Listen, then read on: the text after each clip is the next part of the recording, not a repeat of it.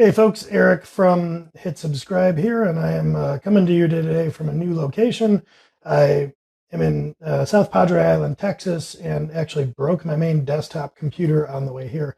So I'm a little discombobulated. Hopefully the sound and lighting and stuff in here are okay. I'm going to try not to move too much. I'm sitting in a very creaky chair, but all that sort of like mundane personal stuff aside, this is another video in the series of kind of freelancer Q&A, often beginner freelancer Q&A. And I think today's question falls under that. The question is simply what happens if you get sick while freelancing. I'm assuming this means like in the uh, general sense rather than like if you're actively freelancing in the moment and you throw up or something. But like, how does sick time work, if you will, for freelancers? So let's talk about that a little bit.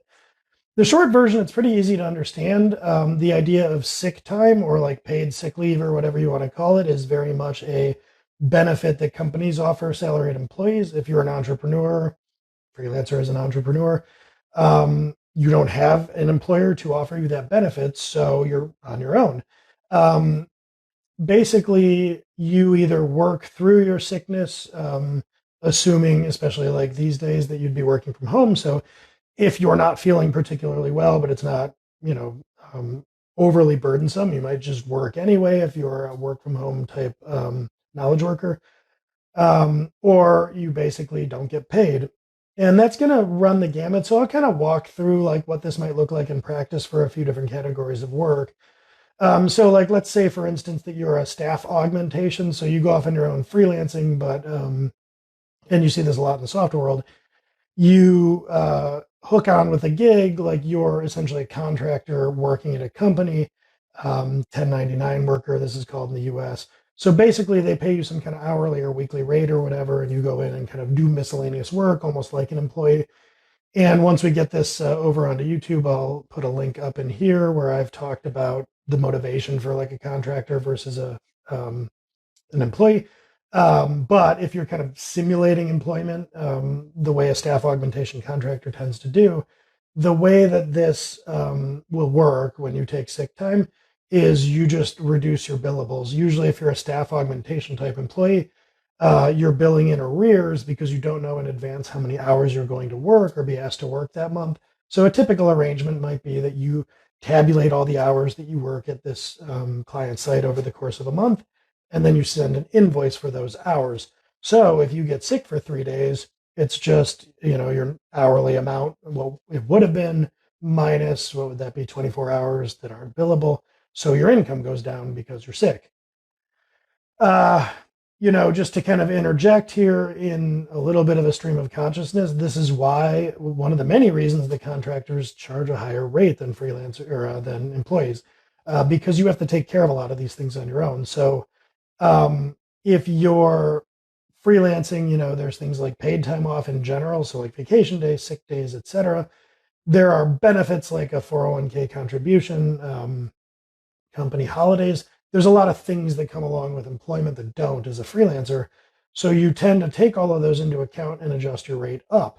If you're making on an hourly basis, say 50% more than the employees, then it isn't as much of a hit for you to take a few days off, assuming you get sick, which I would definitely assume that sometimes during the year you will get sick. You want to plan that into your approach as a freelancer. So as a staff augmentation, especially if you're going on site, there's very little you can do about it. If you're not overly sick, that's one where maybe, depending on the arrangement, you could work from home.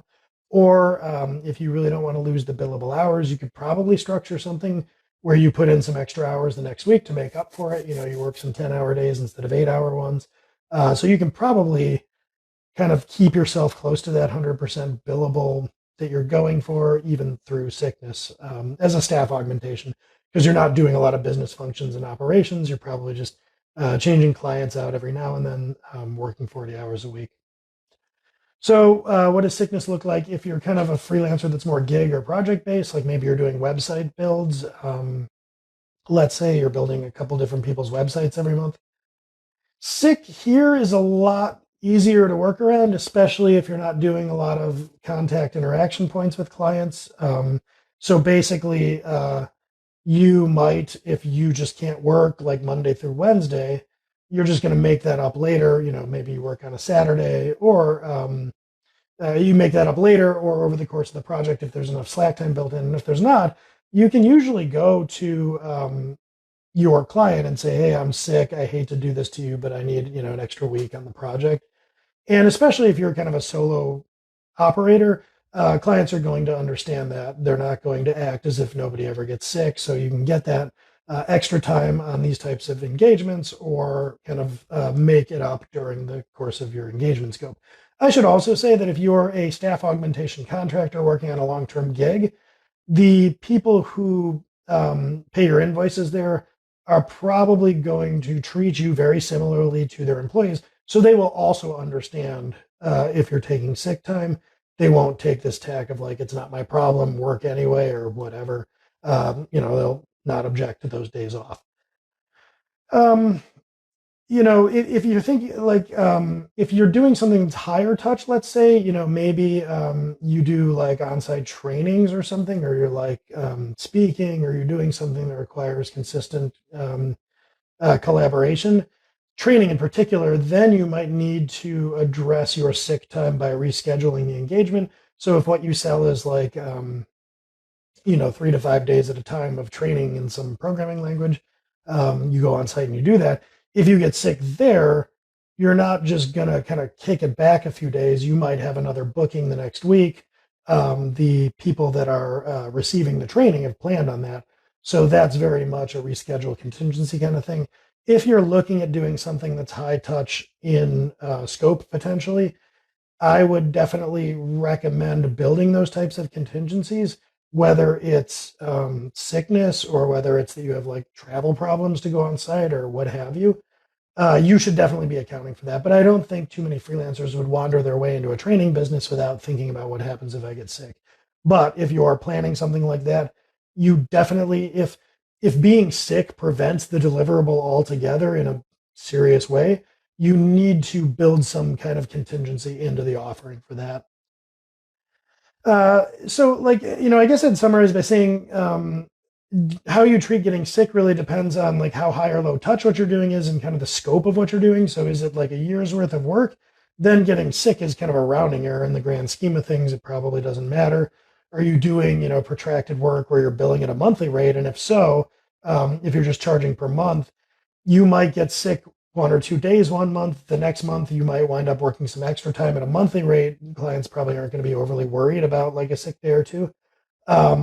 But if the scope is much shorter in terms of what you're doing, then you're going to need to like plan for sickness and to address it should it come up. If you're doing engagements that are only a few days or a week, then being sick kind of obliterates the entire engagement. So you need to bake in some way of addressing that. Um, I guess maybe I'll round this out. This will probably be a bit of a shorter video because it's not like super complicated. But in terms of sickness, like what have I done in the past when I was freelancing? Generally, if I think back, I mean, I'm, knock wood, I haven't historically gotten sick a lot over the years. In as much as it would come up, I would just kind of work with the client on understanding. I can think of once or twice getting sick when I was doing 100% travel, and I just hang back in the hotel, try to do what kind of work I could for the client on an asynchronous, remote basis. I think for a lot of knowledge workers, that would go pretty well. So generally speaking, I haven't been in the kind of work that is short in scope and high touch too often. And when I have had engagements like that, I've been lucky enough not to be sick. So I can't think of any time that I flew out for like a day of retainer consulting or something, or a day of, specific like kind of project consulting, or 2 days, 3 days, and been sick and had to cancel that entire thing. That hasn't happened to me. And I'm not pointing that out even just to be like, oh, lucky me, good luck with that for you. More like it's kind of, if you're not doing that type of thing regularly, the odds of having a very specific, like tactical engagement like that, or and getting sick at the same time aren't high. Usually the sickness is happening in a more like steady state. So, once I had flipped over and gotten off the road, I was doing, before the business that became Hit Subscribe, I was doing a lot of remote type of work, like creating content, and sometimes like retainer consulting remotely. And in those cases, sickness, I just kind of power through it. Like, I can't think too often of being like sick enough over the last few years that I couldn't work. If it came up, I probably just asked everyone for a day. Historically, if I'm just working in my home office by myself, if I've got the flu or whatever, it's kind of been in my nature just to work anyway at home. So that's how I've historically handled it. Trying to think of, if there's different advice that I'd give to freelancers. I think really the only thing I could wrap up by saying is just when you're charting out how much you're going to charge, how you're going to bill, what the scope of projects is going to look like, just ask yourself, like, the average person's going to get sick a few days a year. In the time of COVID, you might even want to bake in the assumption that, like, what do I do if I get that and I have to isolate for, I don't know what, 5 days is it now? So assume that you're going to get sick, or, I mean, like, not to say assume you're going to get sick with COVID, but like, assume you're going to get sick with something that's reasonably possible for you to get sick with, and then work backwards from that assumption as to how you'll play that. So you might even go so far as to include in some kind of terms and conditions or agreement of how you're going to work, like, all right, here's what happens if I get sick, to kind of be proactive in talking to your clients about how you handle that, but definitely have a plan for it, and have a plan for it both in terms of like the operations and the customer service, if you will, like how you're going to work that with the client, but also in terms of how you create your rate structure. So I would factor in, sick time, the assumption that you're going to want a week of vacation each year, probably, company holidays, because if you're like a staff augmentation, even if you want to work on Christmas, it's probably not happening. So as part of your general time off and how you structure your billing, include in that some amount of time for sick. And I would personally look back at the past and kind of ask yourself, like, how many days am I typically sick each year? Do I kind of tend to really get nailed with bugs a lot, and maybe I'm sick like 10 days a year? Or maybe your, immune system is just through the roof and you get sick one day, or if that, figure out whatever that is, and then just kind of bake it into your structure in terms of planning how you're going to charge and what your finances will look like. And then also have a plan for how to address that with your client. And if you have those things in place, then the sickness will be not a financial problem for you, and it won't be a customer service problem for you.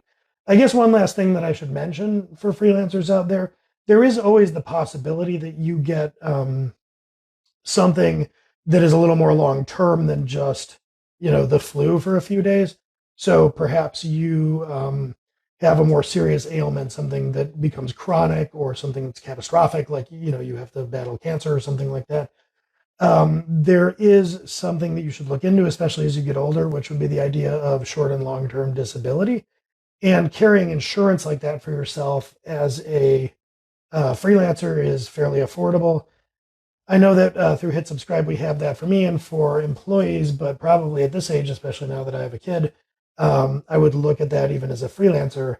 And basically, like, what would happen if I were to get sick for like a longer period of time, where I couldn't just tell a client, like, hey, hang out for the next 3 months while I'm not up to this work.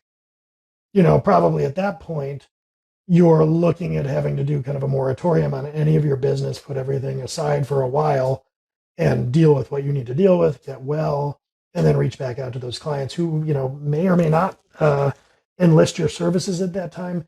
So to have that like longer range sickness contingency plan is also important. I don't know if the person asking this question was thinking in those terms in the scope of things, but it occurred to me here toward the end that I'd be remiss if I didn't mention that in some capacity. You should have a plan for sure. What happens if I get the flu, but also like what happens if I'm sick on a longer term and, I can't earn income.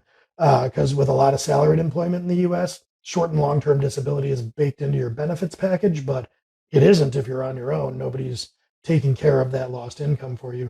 And the insurance that you get to do that is honestly pretty affordable. And again, bake that into your billing as you're sizing up like what you should charge, what you need to do for your practice to be viable. Factor in the cost of insurance like that. It's just another one of the many benefits that an employer provides, and you're now going to have to provide for yourself. And so your charging structure should reflect that. So yeah, hopefully that helps. I will catch you next time, probably in the same location. I'm going to be here for a while. I might take you all outside for better scenery if it's a little calmer out. It's kind of windy right now. Fun fact: my Windows machine that like gives me the weather in my taskbar said gale. Apparently, there's a gale going on here.